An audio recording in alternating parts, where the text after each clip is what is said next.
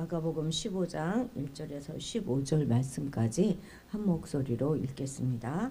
15장 1절에서 15절까지입니다. 새벽에 대제사장들이 즉시 장로들과 서기관들 곧 온공회와 더불어 의논하고 예수를 결박하여 끌고 가서 빌라도에게 넘겨주니 빌라도가 묻되 내가 유대인의 왕이냐? 예수께서 대답하여 이르되 내 말이 옳도다 하시매 대제사장들이 여러 가지로 고발하는지라. 빌라도가 또 물어 이르되 아무 대답도 없느냐? 그들이 얼마나 많은 것으로 너를 고발하는가 보라 하되 예수께서 다시 아무 말씀도 대답하지 아니하시니 빌라도가 놀랍게 여기더라. 명절이 되면 백성들이 요구하는 대로 죄수 한 사람을 놓아주는 전례가 있더니 밀란을 꾸미고 그 밀란 중에 살인하고 체포된 자 중에 바라바라 하는 자가 있는지라.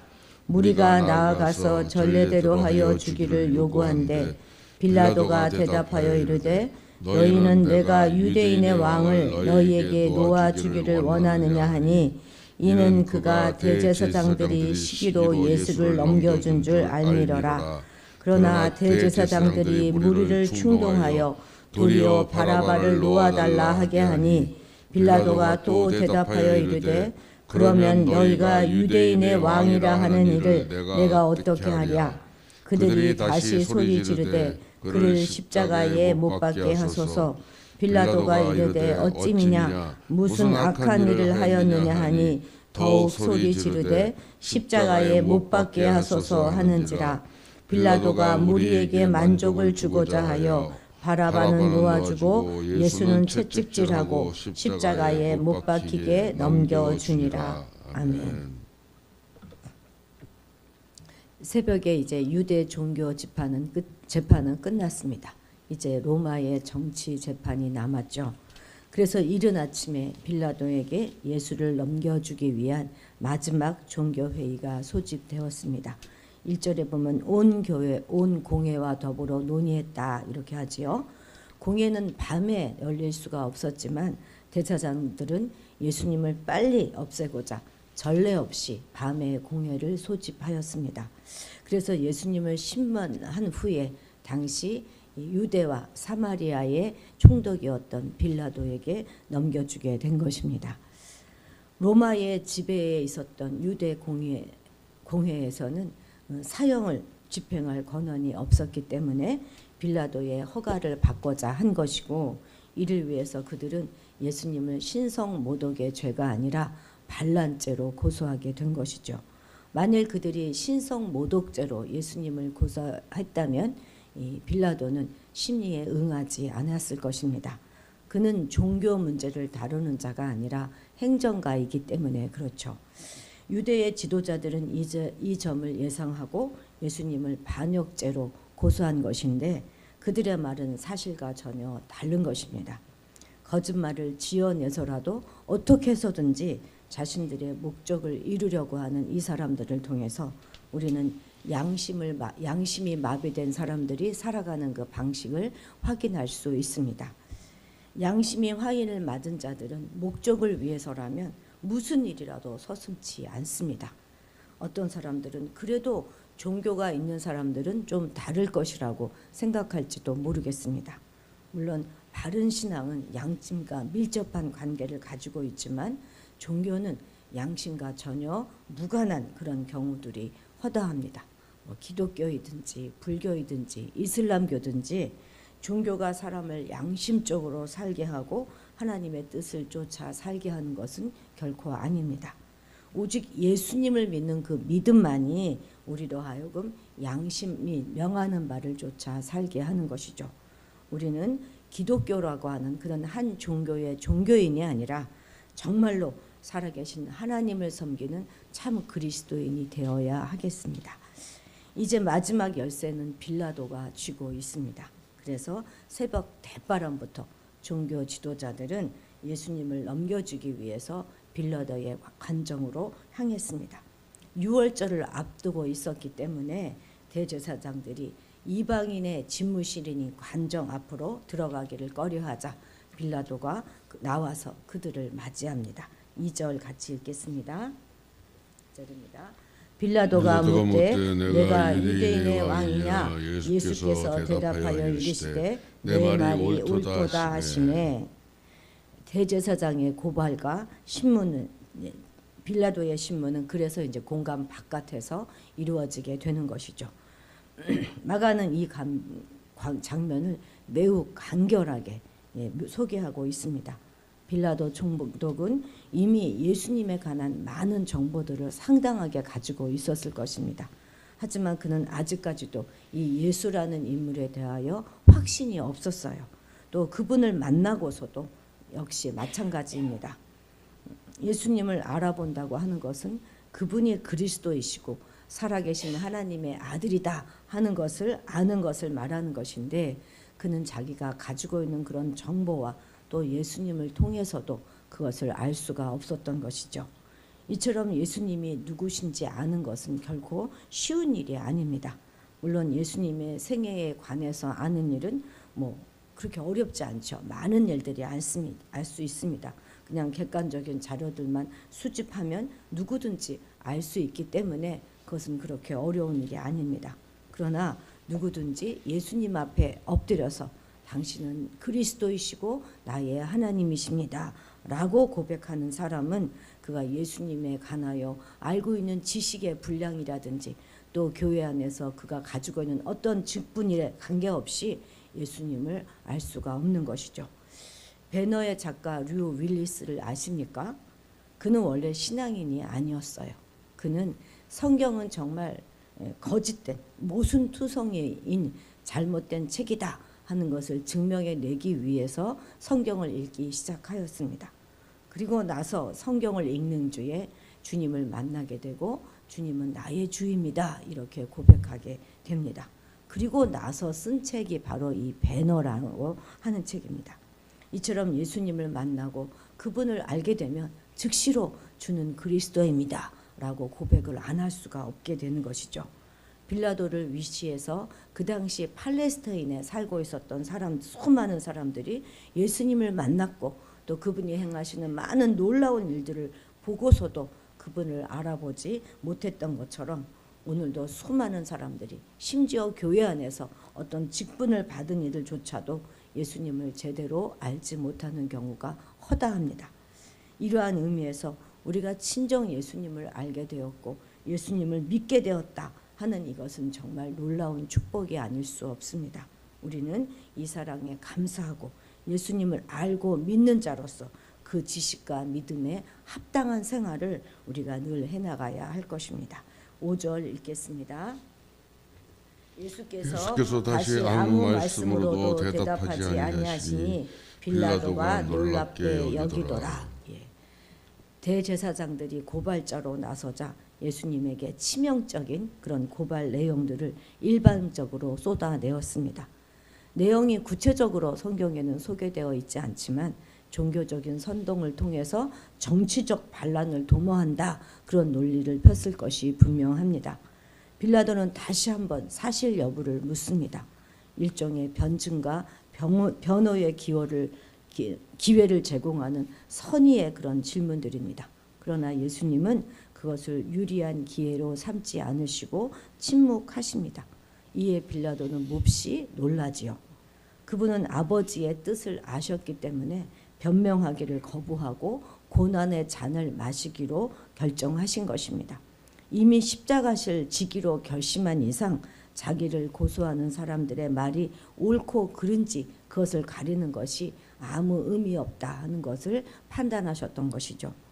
우리는 이러한 예수님을 본받아서 무슨 억울한 일을 당할 때에도 그것이 하나님의 뜻과 관계가 있다면 묵묵히 감내해야 하는 것입니다.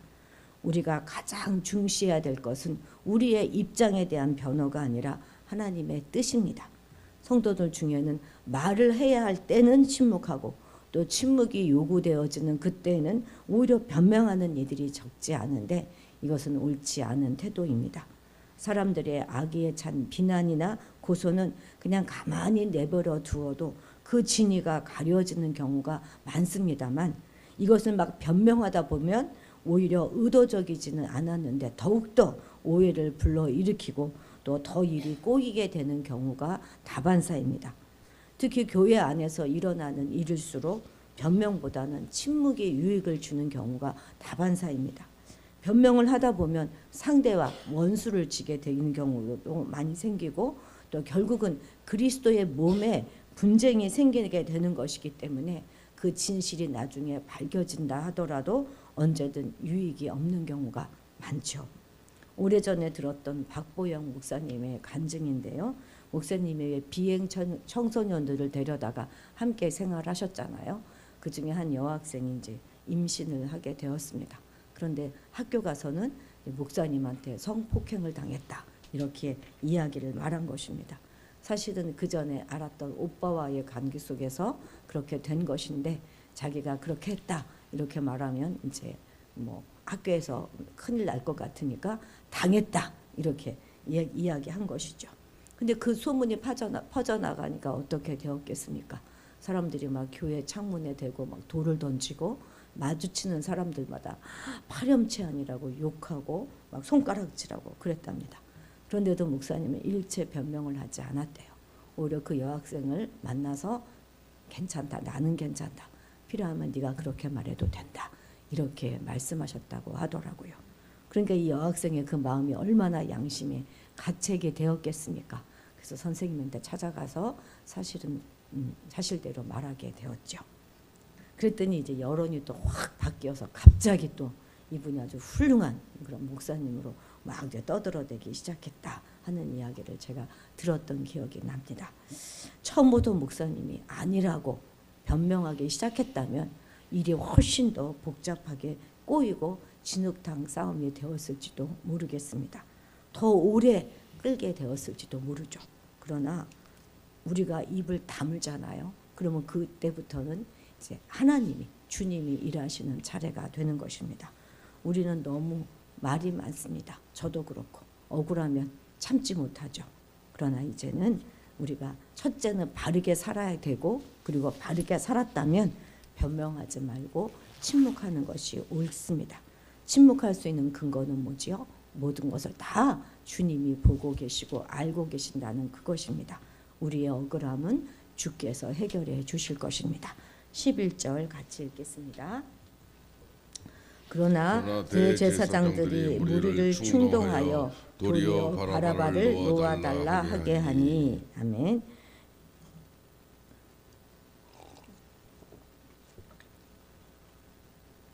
연약하고 초라해 보이는 예수가 이처럼 사나운 꼴을 당하는 이유는 바라바는 아마 종교 지도자들의 시기심 때문이다 이렇게 이해했을 것입니다.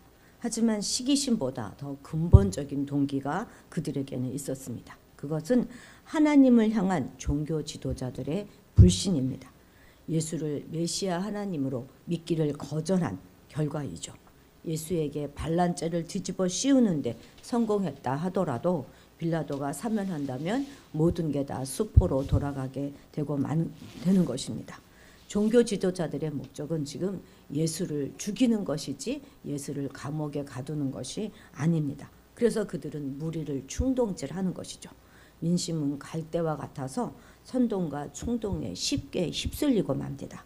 지금 무리들은 대제사장들의 충동에 현혹되어서 대개가 자신이 지금 하고 있는 행위의 의미를 제대로 알지도 못한 채 대제사장들의 악행에 가담하게 된 것입니다.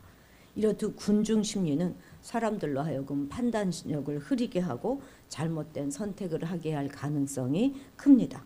사실 군중 심리는요, 각자의 판단에 의해서 자연스럽게 형성되는 것이 아니라 대개 이기적인 목적이나 악한 그런 의도를 가진 몇몇 사람들에 의해서 계획적으로 선동되어 형성되는 경우가 많습니다. 그래서 이러한 군중 심리는 악으로 치우치는 것이 어쩌면 당연하다 하겠습니다.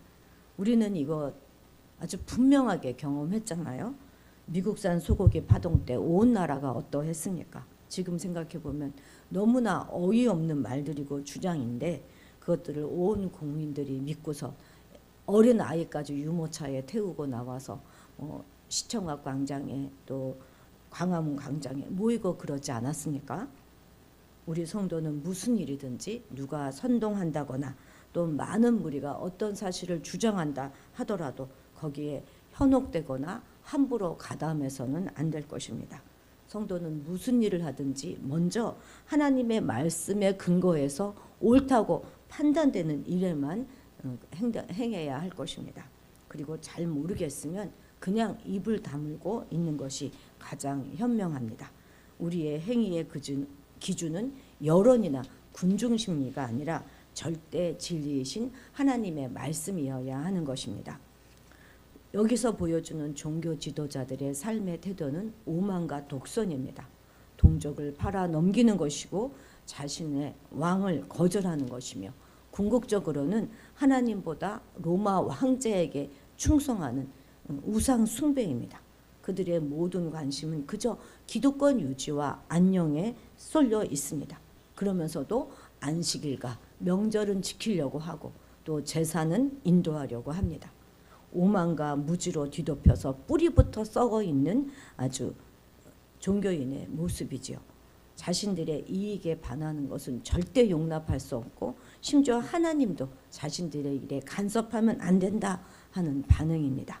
신앙생활에 자신을 우선시하면 이처럼 괴물 같은 종교인이 될 수밖에 없는 거죠.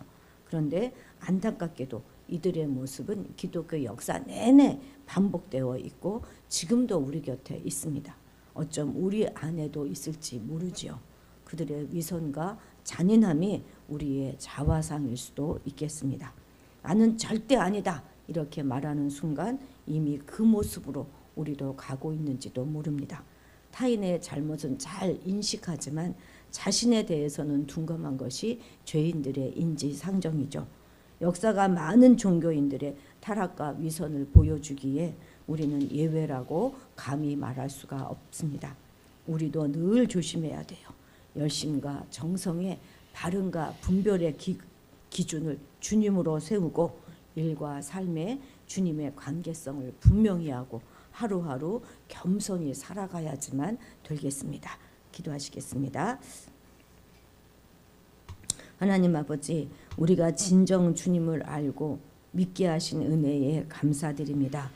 우리가 그냥 종교인이 아니라 정말로 하나님을 섬기며 순종하는 참 믿음의 사람이 되게 하옵소서. 주님과 더불어 살아가는 우리의 삶 가운데도 차마 다 말로 표현할 수 없는 억울하고 분한 일이 많은데 더 이상 변명하지 않고 주께 맡깁니다. 주께서 다 갚아주신다는 그 믿음을 잃지 않게 하시고 말을 해야 할 때와 침묵해야 할 때를 잘 분별하며 살아가게 하옵소서.